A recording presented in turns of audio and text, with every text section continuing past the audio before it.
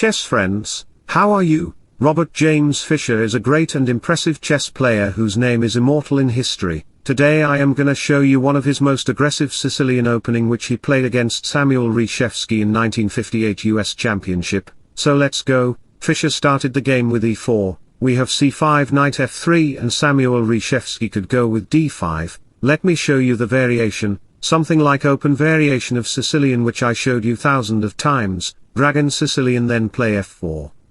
Couple of moves later, white can strike in the center with e5, attacking to the knight. Best move for black is to play knight h5, but if your cockroach opponent dares to capture the pawn then slap on his cheeks with knight takes c6. The knight is just poison for black. Black can't capture the knight and he have to safeguard his queen position. Knight takes e5 and white is up a piece. Now click on the like button to higher my happiness. Bobby Fischer knows what is real happiness in chess. Knight c6 by opponent, and Fischer realized after playing thousands of chess games that, without chess game, life would be tasteless. That's why Fischer uses his 98% mental energy in chess. That's really wonderful. Here Fischer moved back his bishop on b3, Samuel have two lines, whether he can push his 18 wheels truck in queenside or d6. Both are the great moves as the great Taj Mahal and Qutub Minar, but black played knight a5, what a stupidity. e5 by white to vain black. The blacksmith can't go on h5 because of g4, he will be trapped, so in this position best move for black is to capture the bishop, so after takes, captured with a check, and look at this. Two knights together can defeat Alexander the Great even with just a single rook in the game of chess and war, but in our actual game, our Samuel the Great played a great blunder move knight e8, bishop takes check.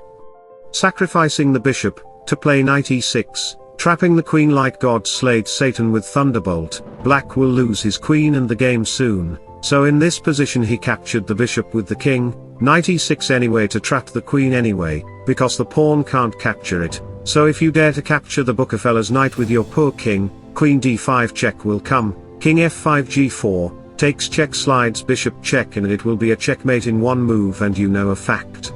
The voice actors for Mickey Mouse and Minnie Mouse were married in real life. Wow, I was a fan of Mickey Mouse in my childhood. In this position, Samuel Warrior captured the knight with the pawn. He lost his queen, but after queen runs bishop takes pawn, his pieces are so passive with his nuts structure. The king is also weak like the Louis XVI Empire. White need to involve his bishop and play long castle to launch attack with the h-pawn like the Chandrayaan 3 was sent to moon by India. Castle knight here bishop f4. Bishop takes bishop is losing, you know, your best asset is your active pieces to protect your king, knight c4.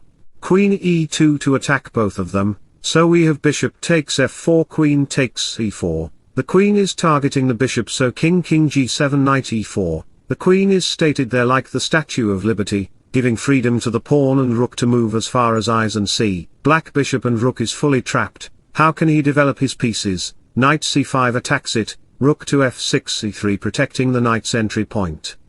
You can't play b6 at all because knight e4 will attack both of your pieces, so if you dare to play bishop d6, thinking that can rule overboard, but moves like rook d1 queen b5, queen takes a5, queen goes to d8 to attack it, rook here takes c4 and black is just utterly losing the game.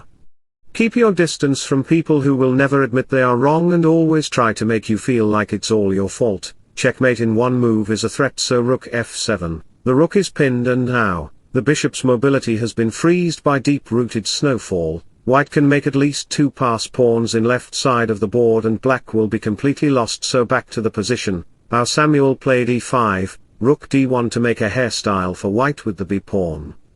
Knight d8, that's a mistake move. Why didn't you just play a5? Because now white can capture the b-pawn with his knight, takes and your e7 pawn is under pressure. If rook f7 happen then you will lose your game from another way.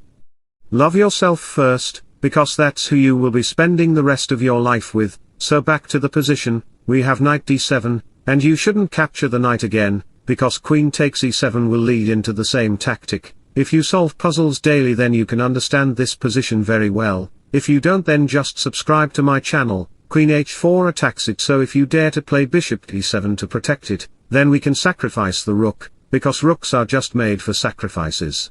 Queen e7 check, and it will be a checkmate in few moves. You will get there when you are meant to get there and not one moment sooner, so relax, breathe and patient. So back to the position, we have rook e6 to protect it, knight c5 attacks it, rook slides, knight comes, again the rook can't get into the hole, because knight on e4 makes a huge difference in that position, knight g5 attacks both of this. If you dare to save your rook, then it will be a checkmate in 2 moves.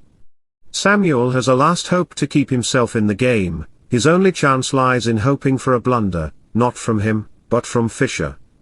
However, Fischer, unlike Blundermura, Ding, or Magnus, doesn't make mistakes in such straightforward positions. Now enjoy the endgame with my beautiful piano music.